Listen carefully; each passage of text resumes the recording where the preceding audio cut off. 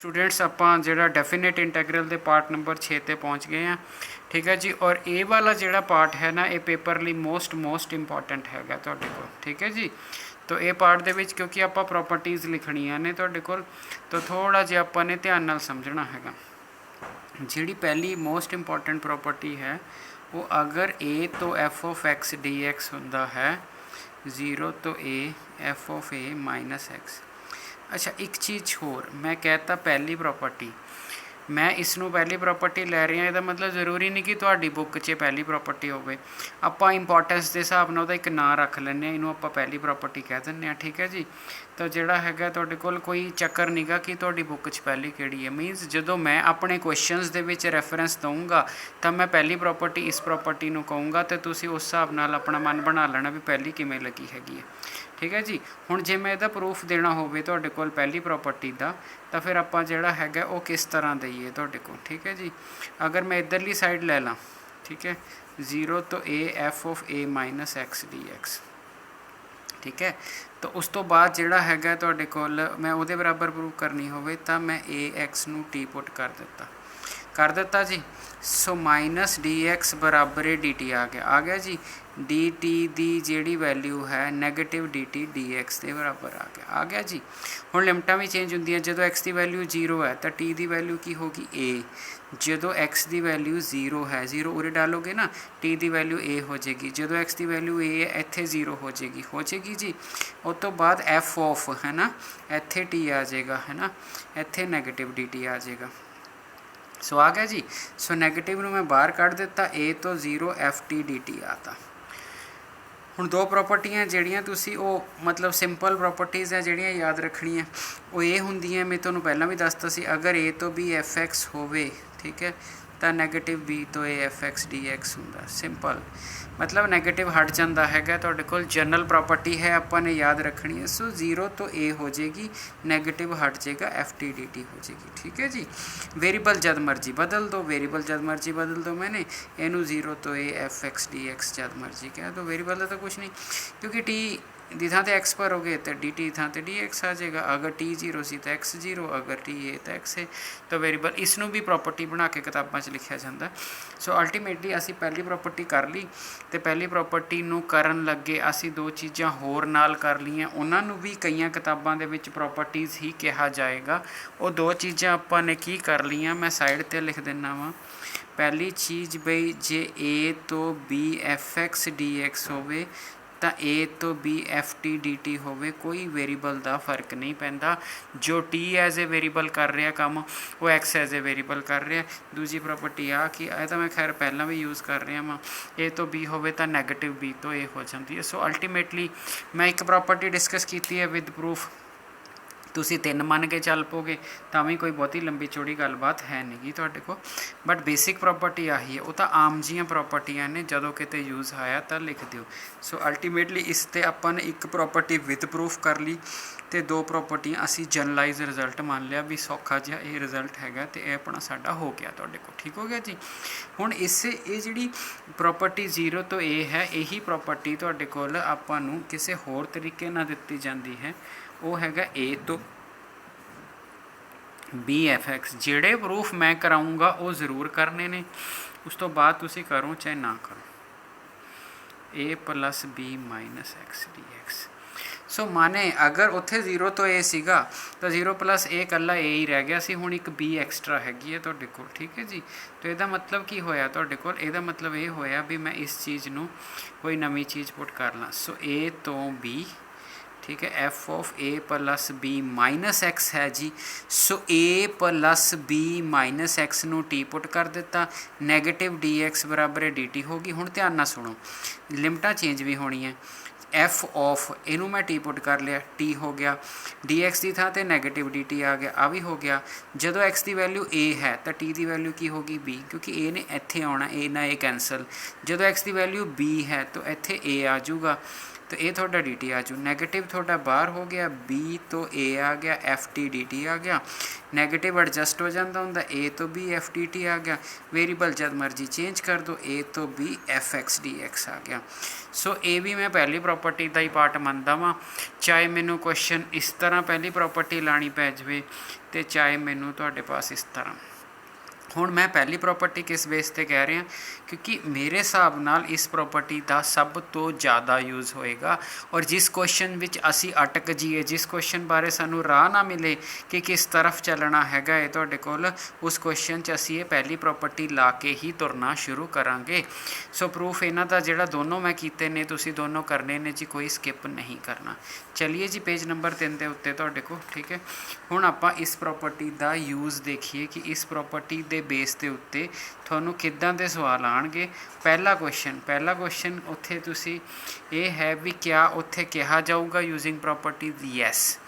दूजा, जे ना कहा जाए तो तुसी अपनी सियाणप वरतनी है। जे तुहानूं लगदा है प्रॉपर्टी यूज़ हो रही है दैन प्रॉपर्टी यूज़ करो, जे नहीं लगदा तुहानूं, तुसी कहो बई बाय पार्ट्स हो रहा है या कुछ हो रहा है, तो तुसी फिर उस तरह भी जिहड़ा हैगा तुहाडे कोल अपना कर सकते हो, ठीक है जी। सो साइन 3/2 जिहड़ा हैगा एक्स प्लस कॉस की value 3/2 x d x. So ये आ गया जी। और ऊपर की लिखा है यूजिंग प्रॉपर्टीज़, तो मैं एक्सरसाइज ही उही कड्ढी हुई है, तो सारिਆਂ ਦੇ उत्ते यूजिंग प्रॉपर्टीज़ लिखिया ही होया है और पेपर विच भी लिख के आउंदा है। कोई राह नहीं, कोई स्पैशल टाइप नहीं, पहली प्रॉपर्टी ला दो। पहली प्रॉपर्टी जिसनों मैं पहली किया है, सो 3/2 π/2 माइनस एक्स, ठीक है जी।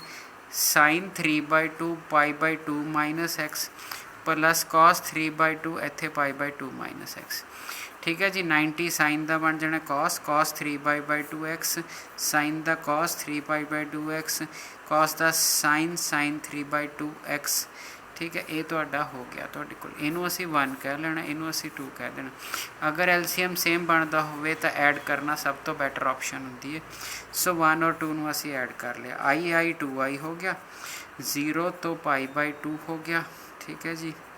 ऊपर आ गया sine by x plus cos 3π/2 x, नीचे आ गया sine 3/2 x cos 3π/2 x d x.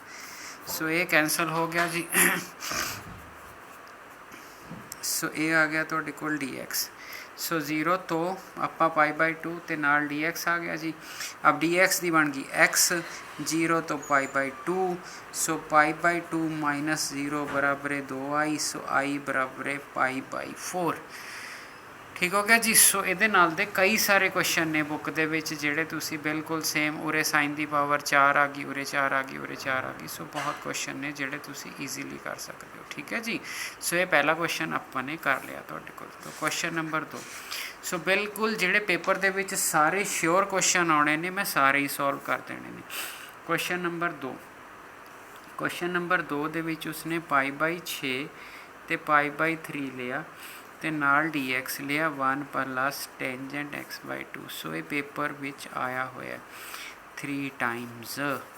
सो 3 बारी पेपर च आया होया क्वेश्चन है जी, वेरी इंपॉर्टेंट क्वेश्चन है। आई तो कह ही लेना है क्योंकि एडिंग और डबलिंग लिए आई कम आंदा है। सो π/3 हुण जदों तुसी डी एक्स लिया, देखो इसनूं ना असी लिख लेना है sin√x, नीचे जिहड़ा cos √x।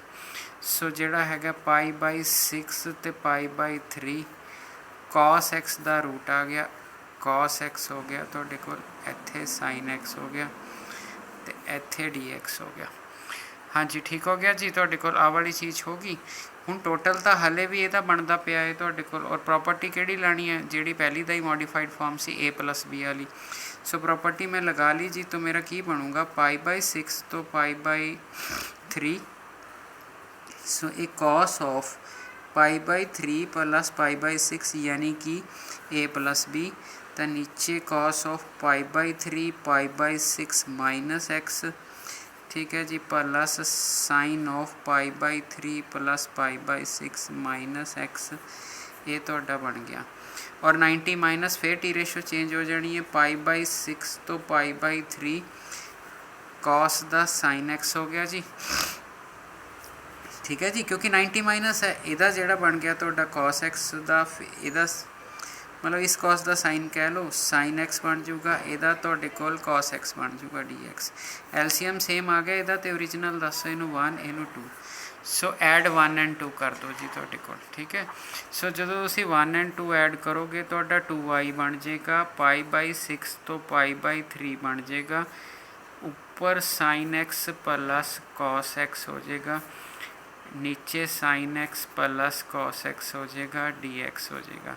इन्हें कैंसिल हो जाना है, ठीक है। तो dx का इंटीग्रेशन x π/3 तो π/6 तो π/3, सो π/3 माइनस π/6। सो 6 एलसीएम आ गया जी, तो 2π माइनस पाई, ठीक हो गया जी। तो जोड़ा है तुहाडे कोल सो इस क्वेश्चन का जोड़ा आंसर आ जाएगा वो आ जाएगा π/6 तो 2y आई ये आ गया π/12। और ये 2 या 3 बारी क्वेश्चन इदा आया, ये उत्ते प्रॉपर्टी भी लिख दी, using this property prove that and also prove the property. So property भी प्रूव करने आई सॉरी। तो इस चीज़ का अपने बहुत बहुत ख्याल रखना है, ठीक है जी। सो दूजा क्वेश्चन सीगा फुल एलीगेंट क्वेश्चन जोड़ा है। सो असी तीसरे क्वेश्चन के उत्ते आ गए तुहाडे कोल। तो तीसरा जोड़ा मेरा क्वेश्चन है वो है 2 तो 3, ठीक है, ऊपर √x है, नीचे है तुहाडे कोल x तो इत्थे है 5 - x आई। 2 तो 3 5 और 5 हिंट है। सो प्रॉपर्टी लगा तो 2 तो 3 f of a + b - x 3 + 2 - x, तो 3 + 2 - x। जिथे x है ना उत्थे तुसी करना की है 3 + 2 - x पाना, बस इन्ना का ख्याल रखना, क्योंकि रूल की है f of a + b - x है जोड़ा उहदी इंटैग्रेशन है जी वो f ऑफ x के बराबर होंदी हैगी a तो b dx। तो यदा मतलब आ वाली सी मैं f of a + b - x कर रहा। सो हटा किनू रहा x नू हटा रहा मैं वो थां ते a + b। सो x नू हटाया इत्थे भी x नू हटाया। सो जो x नू हटाया 2 तो 3 ये आ गया 5 - x नीचे आ गया 5 - x, तो 5 ना 5 कैंसल, उस तो नीचे आ गया x। सो इनू 2 कह लो, इनू 1। एलसीएम सेम आ गया ना, एडिशन करे तो बेनीफिट हो जाना, ऐड कर लो। जदों ऐड किया सो 5 - x ये x ऐड हो जाना, सो 5 - x ये x ऐड हो जाना। सो 2 तो 3 हो गया जी, dx हो गया। तो जोड़ा है इन्हें कैंसल हो जाना। सो 2 तो 3, ठीक है जी।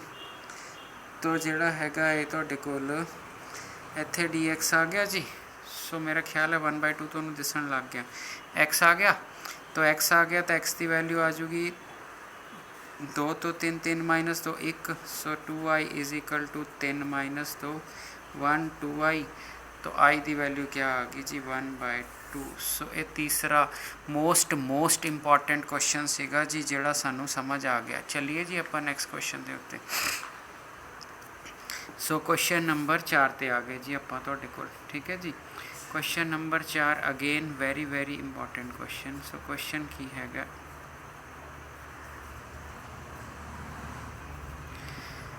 सो फिर ए 0 तो 1 है जी, इत्थे ए वाली प्रॉपर्टी। सो बाहरली डिस्टर्बेंस की टेंशन नहीं लेनी, इत्थे 1 - x आ गया, इत्थे 1 इत्थे 1 - x आ गया, ऊपर n आ गया, ठीक है जी। सो नाल dx आ गया।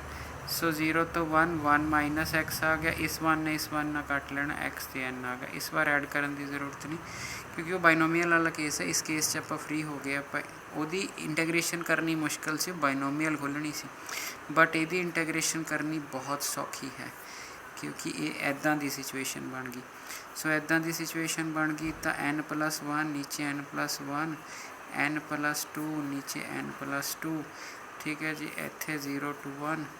सो जो 1 आया तो n + 1 माइनस जो 0 आया फिर तो 0 ही है, माइनस तो 0 ही है, तुसी कुछ नहीं करना।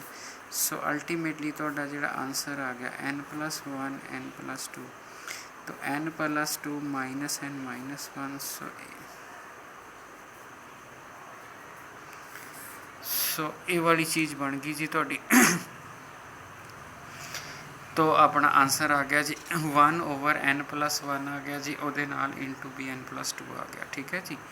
सो इंपॉर्टेंट क्वेश्चन करता जी अपन ने, एक होर क्वेश्चन करता। तो हुण आपां देखिए जी अपन ने अगे की करना है तुहाडे कोल, ठीक है। जिन्ने क्वेश्चन तुहानूं मैं लैक्चर विच लिख दिते उस तो इलावा तुहानूं पेपर च कुछ नहीं आएगा। मैं कोई ऐसा स्कोप नहीं छड्डना हैगा भी कोई क्वेश्चन तुसीं कहो बई इंपॉर्टेंट होवे ते रह जावे। आपां ने A to Z सारे क्वेश्चन जिहड़े हैगे तुहानूं लैक्चरस दे विच सॉल्व कर देने, ठीक है जी। सो फिलहाल आपां ने किन्ने क्वेश्चन सॉल्व कर लए? 4। तो 5वें क्वेश्चन ते आ गए जी तुहाडे कोल -A तो A, ठीक हो गया जी। सो -A तो A तुहाडे कोल आ वाली चीज़ आ गई तुहाडे कोल, ठीक हो गया जी। हुण आपां ने क्या करना हैगा तुहाडे कोल, फिर आपां प्रॉपर्टी ही लगाने हैं, पर प्रॉपर्टी जिहड़ी हैगी है तुहाडे कोल हुण जे -A तो A लगी तो सिर 0 ही बनना उत्थे, क्योंकि रूल तो ये सीगा ना भी जिहड़ा तुहाडा x हुंदा x नूं आपां A + B - x लिखते हैं। आही हुंदा f of A + B ते f of x आही इहदी थां ते जांदा है। तो हुण A तो B माइनस, हालांकि बाद ईवन ऑड वाली प्रॉपर्टी भी आऊगी, फिलहाल मैं बिना ईवन ऑड तो कर रही। सो I = तुहाडे कोल सो -A तो A लै लिया, इत्थे 1 प्लस इत्थे A दा तो कुछ नहीं जाना, ਇਹਦਾ -x आ जाना। समझते हो x changes to -A + A - x, ठीक हो गया जी। सो मेरा ख्याल है जी तुहानूं समझ आ गया, कोई दिक्कत वाली गल नहीं, क्योंकि A + B समझो ना तुसीं, ये एक A है तो एक B है। सो A + B समझे तो तुहानूं समझ आ जाता, ठीक है।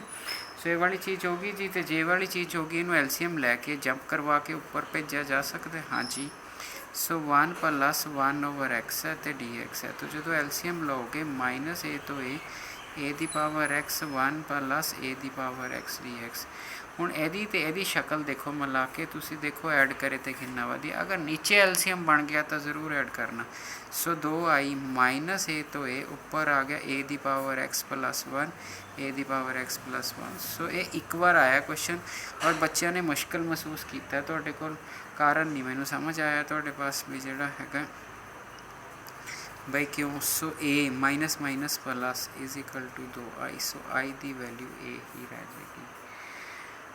सो ये थोड़ा क्वेश्चन सी जी, मेरा ख्याल है कोई एडी दिक्कत वाली गलबात है नहीं कि बड़े आराम नाल समझ आता है, ठीक है जी। सो चलिए जी नैक्सट क्वेश्चन भी बिल्कुल इस तरह का क्वेश्चन ही है तुहाडे कोल।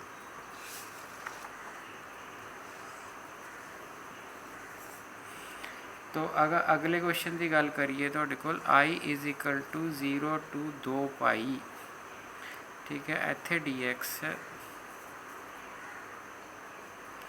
हाँ जी, एक क्वेश्चन दिमाग आता भी सर कोई होर प्रॉपर्टी भी नहीं है चैप्टर च, है पर मैं तुहानूं मतलब सिंपल एक कि जो हिंट नहीं मिल रहा क्वेश्चन च होर कोई, तो उस आधार पर पहली प्रॉपर्टी यूज़ करा रहा वा, उस तो बाद दूजी तीजी, कोई एडा लंबा चौड़ा चक्कर है नहीं गा, बड़ा सीधा हिसाब किताब है। सो 0 तो 2π dx 1 + E⁴sin x है जी तुहाडे कोल, ठीक हो गया जी। सो ये वाली चीज़ जिहड़ी होगी तुहाडे कोल ते हुण आपां करना, ठीक है। सो मैनू पता है जी जो मैं फार्मूला लाना है तो मैं I = 0 तो 2π dx 1 + sin 2π - x, ठीक है जी। सो I 0 तो 2π sin, ये चौथे च होएगा, चौथे साइन नहीं होंदा, -sin dx, बस माइनस आना साडे लिए एक्सपोनेंशियल फंक्शन बड़ा वधिया सैट कर जाता कारण।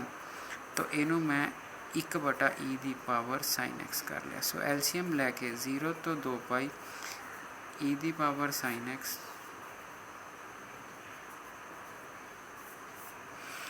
ठीक है। सो इत्थे हो गया 1, इत्थे हो गया 2, सो ऐड करता जी तुहाडे को 0 तो 2π 1 + e⁴sin x,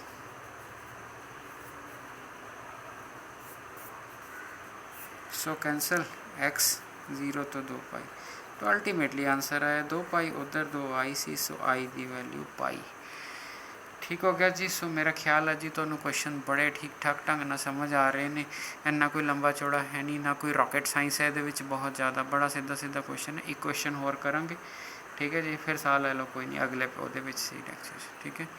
सिलेबस बड़े वधिया ढंग नाल हो जाएगा, बट जो मेन चीज़ की है कि तुसीं प्रैक्टिस बहुत ज़्यादा अच्छी तरह करनी, ठीक है जी। चलिए जी अगले क्वेश्चन के विच।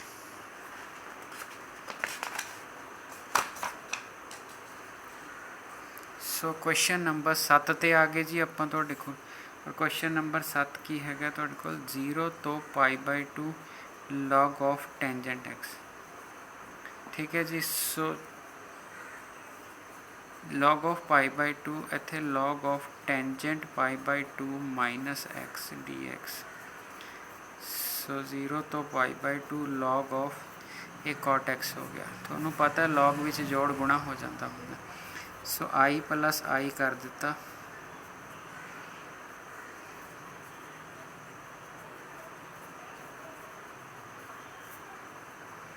सो 0 तो π/2 log ऑफ टेंजेंट एक्स को टेंजेंट एक्स।